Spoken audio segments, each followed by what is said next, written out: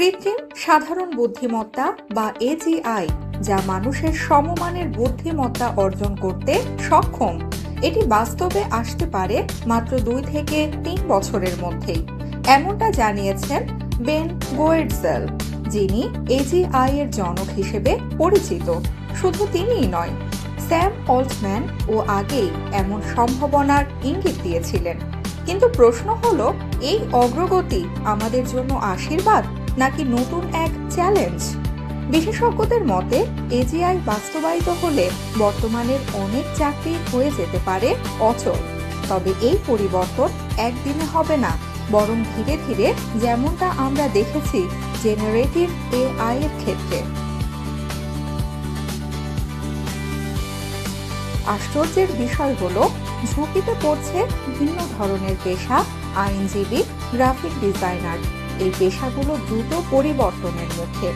অন্যদিকে plumber, electrician, শিক্ষক এগুলো আরো দীর্ঘ সময় টিকে থাকতে পারে।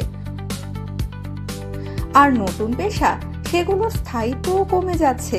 2 বছর আগে ইঞ্জিনিয়ারিং ছিল হট স্কিল, আজ তার গুরুত্ব অনেকটাই কমে গেছে। তাহলে ভবিষ্যৎ কেমন? গোয়েটজেলের মতে, 9টা 5টার চাকরির ধারণাই বদলে যেতে পারে। মানুষ পাবে পরিবারের সঙ্গে বেশি সময় কাটানোর সুযোগ, নিজের পছন্দ, সৃজনশীলতা আর মানসিক শান্তির দিকে মনোযোগ দেওয়ার সুযোগ। অর্থনীতির বড় অংশ চালাবে এআই আর রোবট। এই পরিবর্তনের সঙ্গে মানিয়ে নিতে প্রয়োজন হতে পারে ইউনিভার্সাল বেসিক ইনকাম, অর্থাৎ সবার জন্য ন্যূনতম আয় নিশ্চিত করা। সবশেষে একটি গুরুত্বপূর্ণ কথা, ভবিষ্যতে সফল হতে শুধু একটি দক্ষতা নয়, বরং পরিবর্তনের সঙ্গে দ্রুত মানিয়ে নেওয়ার ক্ষমতাই হবে সবচেয়ে বড় শক্তি। কারণ যখন এজিআই আমাদের জীবনের অংশ হয়ে উঠবে, তখন মানুষের লক্ষ্য শুধু জীবিকা নয়, বরং জীবনের অর্থ খোঁজা।